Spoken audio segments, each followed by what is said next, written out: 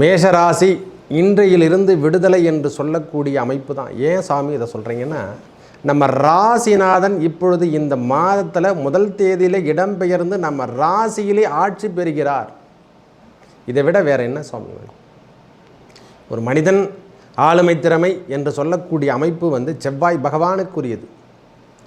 எதையும் கட்டுப்படுத்தும் அமைப்பு என்பது செவ்வாய், அதாவது போர்ப்படை தளபதி என்று சொல்லக்கூடிய செயல் வீரன், பாதுகாப்பு படை என்று சொல்லக்கூடிய அமைப்பு, பாதுகாவலன் வீரபத்ரன் அவதாரம்தான் செவ்வாய் பகவான். நம்ம தெரிஞ்சுக்கணும்.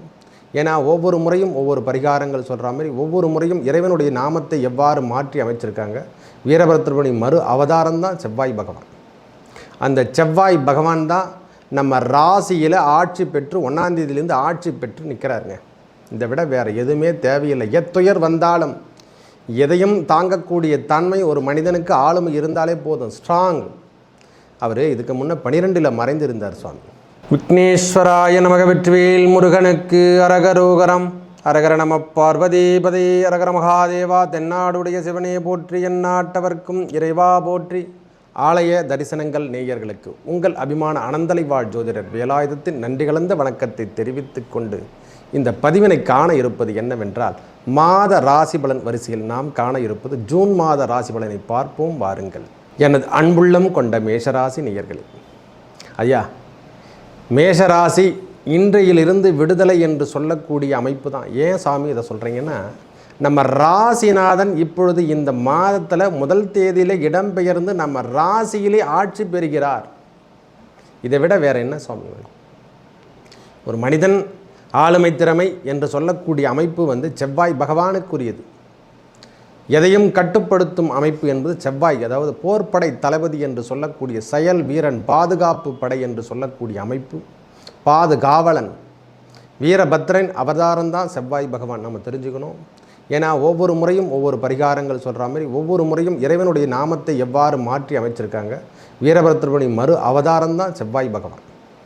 அந்த செவ்வாய் பகவான் தான் நம்ம ராசியில் ஆட்சி பெற்று 1ஆம் தேதியிலேருந்து ஆட்சி பெற்று நிற்கிறாருங்க. இதை விட வேறு எதுவுமே தேவையில்லை. எத்துயர் வந்தாலும் எதையும் தாங்கக்கூடிய தன்மை ஒரு மனிதனுக்கு ஆளுமை இருந்தாலே போதும். ஸ்ட்ராங். அவர் இதுக்கு முன்னே 12ல் மறைந்திருந்தார் சுவாமி. ராகுவோட சம்மந்தப்பட்டு தேவையில்லாத ப்ரெஷர், பிபி எல்லாமே ஏறி போச்சு. சில விஷயங்களை சொல்ல முடியாது சுவாமி. அது கடந்து வந்த பிறகு தான் இதை சொல்லும் போது ஆமாம் சுவாமி இதெல்லாம் எப்படி நடந்ததுன்னு நம்ம தெரிஞ்சுக்கலாம். போராட்டங்கள், மன போராட்டங்கள்லாம் தவிச்சிட்டு இருந்தோம்.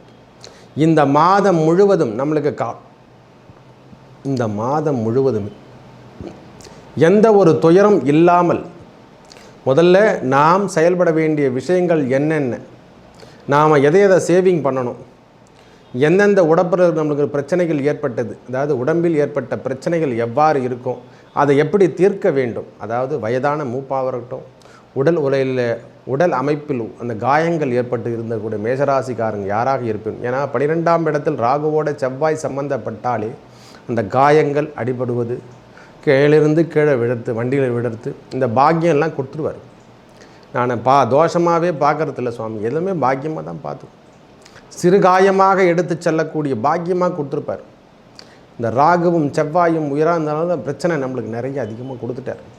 ப்ரெஷர் அதிகமாகிட்ருக்கும், பிபி அதிகமாகிட்ருக்கும், தேவையில்லாத சண்டைலாம் நாம் போட்டிருப்போம், தேவையில்லாத பிரச்சனையை நாம் சந்திச்சிருப்போம். பிரிவினையில் என்பது சொல்லக்கூடிய அமைப்பெல்லாம் நம்மளுக்கு இனிமேல் வரவே வராது. தொந்தரவு என்பது முதல்ல வராது. தேவையில்லாமல் டென்ஷன் நாம் எடுத்துக்க மாட்டோம். இனிமேல் ஆட்சி பெறப்போகிறோம் என்று சொல்லக்கூடிய அமைப்பு தான். ஐயா, நாம் ஒரு தலை நிமிர்ந்து வாழக்கூடிய காலம் இதோ வந்து விட்டதென்றால் இந்த ஜூன் மாதம் முதல் தேதியிலேருந்தே நம்மளுக்கு எல்லாமே தலை நிமிர்ந்து தான் விடும். மற்ற கிரகங்களின் அமைப்பை பார்க்கும் பொழுது நன்றாக இருக்குது ஐயா. 2ஆம் இடத்துல சுக்கிர பகவான் ஆட்சி பெற்றே காணப்படுகிறார். அவரோடு சேர்ந்த குரு பகவானும் இருக்காங்க, சூரிய பகவான் இருக்காங்க, புதன் பகவான் இருக்காங்க. ஒரு 15 தேதிக்கு அப்புறம் தான் அவர் இடம்பெயர்ந்து சூரிய பகவான் 3ஆம் இடம் என்று சொல்லக்கூடிய அமைப்புக்கு இடம் சொல்வார். அது வரைக்கும் நம்மளுக்கு தைரியம், வீரியம், தன வரவு என்று சொல்லக்கூடிய அமைப்பு, இடம் சார்ந்த விஷயமாகட்டும், பிள்ளைகள் சார்ந்த விஷயங்களாகட்டும் எல்லாமே நன்றாக உள்ளதையா. இனிமை என்று சொன்னால் இந்த மேஷராசிக்கு இப்போ 2ஆம் இடத்துல குரு பகவான் சென்றதுக்கும், குரு பெயர்ச்சி ஆனதுக்கும், இப்போ சுக்கிர பகவான் இடம்பெயர்ந்து சென்றதுக்கும், அதுவும் இல்லாமல் ராசிநாதன் ஆட்சி பெறுவது, தன்னது வீட்டிலே சொந்த வீட்டில் ஆட்சி பெறுவது பெரிய உத்தமமான ஒரு நிகழ்ச்சி என்று தான் சொல்லுவேன். நவ கிரகங்கள் வேறல்ல, இறைவன் வேறல்ல, எத்தனையோ முறை சொல்லியிருப்போம். இறைவனே நவ கிரகங்களாக மாறி தான் எல்லார உயிரினங்களுக்கும் எல்லா ஜீவரவாசிகளுக்கும் அருள்பாலித்து கொண்டிருக்கிறார். ஒவ்வொரு செயல் திட்டத்தையும் மாற்றி அமைக்கின்றார். கிரகங்கள் செயல்படுதுன்னா அதுக்கேற்ற மாதிரி மாற்றி அமைக்கிறார். இன்றைக்கி இருக்கிற மாதிரி ஷூட்டிங் நம்ம போகிறோம்னு சொல்கிறோம்ல, இந்த ஷூட்டிங் சொல்கிறதுக்கும் அந்த இறைவனுடைய செயல் கட்டங்கள் இருந்தால்தான் நாம் செய்ய முடியும். எல்லா திட்டங்களும் அவர் எல்லாம் எழுதிட்டு தான் சுவாமி அமைச்சிட்ருக்கான்.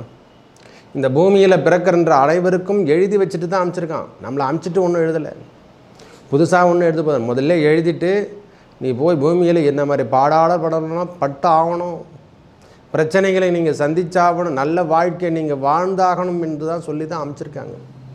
ஏன்னா வினையே நாம் பிறப்பே கர்மா தான். இரு கழிவுகளுக்கு இடையில் தான் நம்ம பிறந்தோம். அந்த கர்மா என்று சொல்லக்கூடிய அமைப்பு தான் நம்மளுக்கு. கர்மாவை குறைக்கிறதுக்கு தான் இந்த செவ்வாய் பகவான் வரார் ஐயா. இனிமேல் நோய் நொடிகள் எல்லாம் விலகக்கூடிய காலம் இதோ வந்து விட்டதென்றால் கண்டிப்பாக வரப்போகுது. நம்ம தொந்தரவுலேருந்து விலகப்போம், பிரச்சனையிலேருந்து நாம் வெளிவரத்துக்கான இதுவே முதல் ஆதாயம் என்றால் இந்த செவ்வாய் பகவான் ஆட்சி பெறுவது. 2ஆம் இடத்துல சுக்கிர பகவானும் சூரிய பகவான் குரு பகவான் புதன் பகவான் என்று சொல்லக்கூடிய அமைப்பு தனவரவு அதிகரிக்கக்கூடிய காலமாகவும், செல்வங்கள் சேரக்கூடிய காலமாகவும், பிள்ளைகள் வழி வந்த பிரச்சனைகள் விலகக்கூடிய காலமாகவும் இந்த காலம் அமையும். இந்த ஒரு மாதம் காலம் ஐயா 1ஆம் தேதி ஆரம்பித்து 1/6/2024 முதல் 30/6/2024 வரைக்கும் நம்மளுக்கு தொந்தரவுகள் என்பது இல்லாமல் இருக்க போசாங்க. நிம்மதி பெருமூச்சு என்ற கடன் பிரச்சனையாகட்டும், நோய் பிரச்சனையாகட்டும், கடனில் வந்தால் அதுக்கேற்ற வரவுகள் வந்து அதை சரி செய்யக்கூடிய பாக்கியம். இது வரைக்கும் மறதி என்று சொல்லியிருந்து பாருங்கள் மேஷராசிகார், எதை வச்ச பொருள் வச்சே இருக்காது. எந்த பொருள் வச்சோம் எந்த இடத்துல வச்சுருக்கோம்னு சொல்லிட்டு தெரியாமல் இருக்குது. இனிமேல் நல்ல மெமரி ஸ்டே வரப்போகுது, நம்மளுக்கு நல்ல ஞாபக சக்தி கிடைக்க போகுது இறைவன் அருளால். நல்ல தைரியம் கிடைக்க போகுது. முதல்ல தைரியம் தான் வேணும் ஒரு மனுஷனுக்கு. தன்னம்பிக்கை நம்பிக்கை முதல்ல வேணும். அதுக்கப்புறம் நம்பிக்கை தன்னம்பிக்கையாக மாறும். நம்பிக்கை அடுத்த மேலே வைக்கக்கூடியது நம்பிக்கை. தன்னம்பிக்கை தன்னிடத்தில் வைக்க வேண்டியது செல்ஃப் கான்ஃபிடன்ஸ் என்று சொல்கிறோம் இல்லை, இந்த கான்ஃபிடன்ஸ் இனிமேல் நம்ம உயர்ந்தே நிற்க போகிறோம். மேஷராசிக்கார் பொறுத்த வரைக்கும் தனவரவு நன்றாக இருக்கும். இந்த மாதம் முழுவதுமே நீங்கள் பயப்படணும் அவசியமே இல்லை.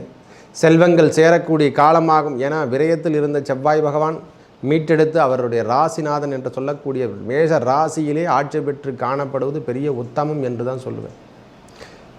எவரெவர் அங்கங்கே இருக்க வேண்டுமோ அவரவர் அங்கே தான் இருக்கணும் சுவாமி. அப்போ தான் அவங்க குடும்பம் நல்லாயிருக்கும். ராசிநாதன் 12ல் மறைஞ்சிருக்கும் போது நாம் எது தேவையில்லாததுக்கெல்லாம் பயப்பட்டிருப்போம். பயம் சார்ந்த விஷயங்கள் கண்டிப்பாக இருக்கும். இனிமேல் தைரிய வீரியம் அதிகரிக்கும். தொந்தரவுலேருந்து நாம் விலகுவோம்.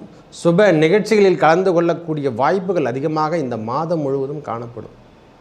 ஒரு ஒரு ஒரு திருமணம் சார்ந்த விஷயங்களாகட்டும், காது குத்தல் கல்யாணம் என்று சொல்கிற மாதிரி எல்லா விஷயங்களுக்கும் இது ஏற்புடைய காலம்.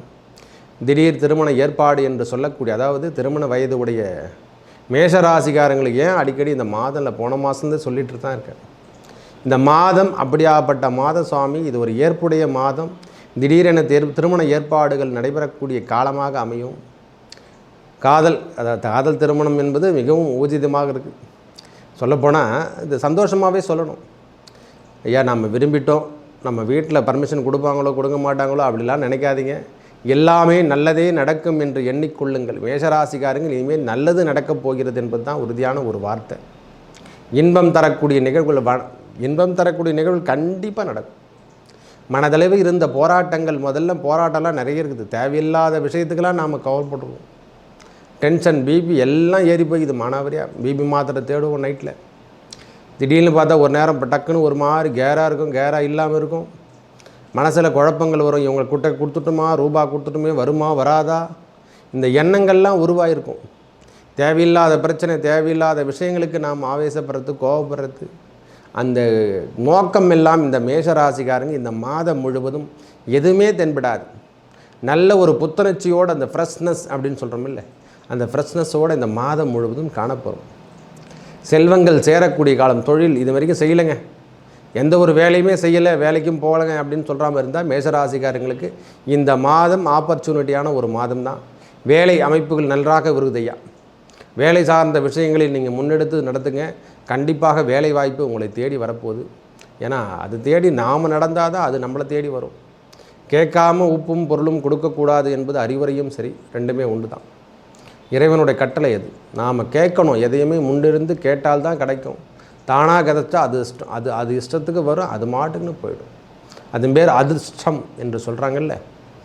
எங்களுக்கு திடீர்னு பார்த்தா அதிர்ஷ்டம் அதுவாக வரும், அதுவாக போயிடும். நாம் எதுவுமே பண்ண முடியாது. ஆனால் உழைப்புக்கு கேட்ட ஊதியத்தை வாங்குகிறோம் பாருங்கள், அதை நிலை நிமிர்த்து நாம் வாழ போகிறோம். இனிமேல் தனக்கென்ற ஒரு தன்னம்பிக்கை, தனக்கென்ற ஒரு இடம் என்று சொல்லக்கூடிய அமைப்பை கண்டிப்பாக மேஷராசிக்காரங்க அவங்க பேரில் கண்டிப்பாக இடம் வாங்கக்கூடிய பாக்கியம் ஏற்பட போகுது. வீடு கட்டலைங்களா, வீடு கட்டக்கூடிய ஓமர்தம் செய்யக்கூடிய காலங்கள் வரப்போகுது சாமி. மேஷராசிக்கு இது ஒரு பொன்னான காலம் என்று தான் சொல்லுவோம். ஒரே வார்த்தை சொல்லப்போனால் இது ஒரு பொன்னான காலம். அந்த கடனுக்காக நம்ம கேட்டிருக்கோம், லோனில் பேங்க்கில் கேட்டிருந்தால் அப்ளை பண்ணால் இந்த முறை கிடைக்கக்கூடிய பாக்கியம் கண்டிப்பாக உண்டு. பயப்படுற விஷயமே இல்லை. இழுத்தடிச்சிருந்துருக்காங்க பாருங்கள், மொத்த பேர் இனிமேல் இழுத்தடிக்கக்கூடிய வேலைகள் எதுவுமே காணப்படாது சுவாமி. 4ஆம் இடத்தில் செவ்வாய் பகவானுடைய பார்வை பதியுது. ராசிநாதனுடைய பார்வை 4ஆம் இடம், 4, 7, 8 என்று சொல்லக்கூடிய அமைப்பு.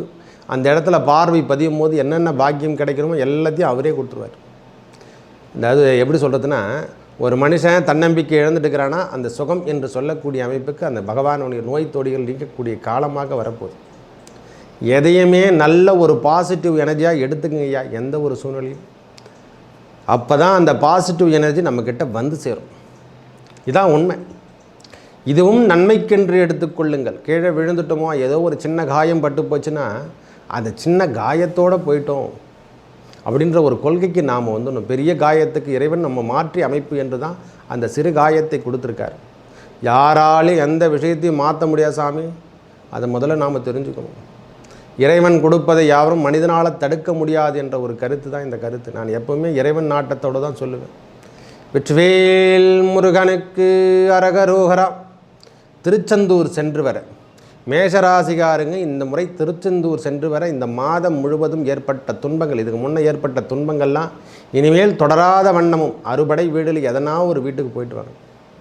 மொத்த பேர் நான் திருச்செந்தூர் தான் போன அவசியம் இல்லை. நமக்கு ஊருக்கு பக்கத்தில் இருக்கக்கூடிய படை வீடில் ஏதோ ஒரு படை வீடு, திருத்தணி ஆகட்டும், திருச்செந்தூர் ஆகட்டும், பழனி ஆகட்டும், சுவாமி மலையாகட்டும், பழமுதிர் சோலையாகட்டும், திருப்பனங்குன்றம் ஆகட்டும், இதில் எதனா ஒரு இடத்துக்கு வள்ளிமலை முருகப்பெருமானாகட்டும், சிறுவாபுரி முருகனாகட்டும், முருகர் கோயிலுக்கு சென்று வர. ஏன்னா இந்த மாதம் சிறப்புடைய மாதமாக 2ஆம் இடத்துல சூரியன், சுக்கிரன், புதன் என்று சொல்லக்கூடிய சேர்க்கை பெறுவது, ஒரு 4 கிரகங்களின் கூட்டமைப்பு. நம்மளுக்கு ஒரு பலம் இல்லாமல் இருந்திருந்த பலம் இப்பொழுது பலமாக காணக்கூடிய காலமாக வரப்போகுது. எதையுமே எதிர்த்து போராடக்கூடிய தன்னம்பிக்கை வருது சுவாமி. அந்த தன்னம்பிக்கையே போதும். மெயினான விஷயம் தன்னம்பிக்கை இருந்தாலே போதுமானது. எதையும் செய்யும் முடிக்கும் தன்மை வந்தாவே போதுமானது. மனிதன் எல்லா விதமான பிரச்சனைகளிலிருந்து வெளிவந்துடுவான். அந்த பிரச்சனைக்கு தன்னம்பிக்கை ஏற்படக்கூடிய காலம் இந்த செவ்வாய் பகவான் ஆட்சி பெறுவது, 2ஆம் இடத்துல சுக்கிர பகவான் ஆட்சி பெறுவது, சனி பகவான் ஏற்கனவே 11ல் ஆட்சி பெற்று காணப்படுவது. இந்த மாதம் முழுவதும் 12ல் விரயத்தில் ராகு பகவான் இருந்தால் இருக்கட்டும் ஐயா. எல்லாம் 4 ப்ளஸ் இருக்கும்போது ஒரு மைனஸாவது இருக்க தேவையில்லையா? 6ஆம் இடத்துல கேது பகவான் நல்ல உயர்வினை தரக்கூடிய அமைப்பு சுவாமி. அதெல்லாம் நல்ல முன்னேற்றம் தரக்கூடிய அமைப்பில் தான் நம்மளுக்கு கிரகங்கள் அமர்ந்திருக்குது. பயப்பட தேவையில்லை. கோச்சார ரீதியாக இந்த மாதம் முழுவதும் நன்றாக உள்ளது என்பது தான் சொல்லுவேன். மேலும் நல்லதெல்லாம் நடக்க இறைவன் முருகப்பெருமானை வணங்கி வர உங்கள் வாழ்வில் ஏற்பட்ட துன்பங்கள் விலகி அனைத்தும் நல்லதே நடக்கும். நன்றி, வணக்கம்.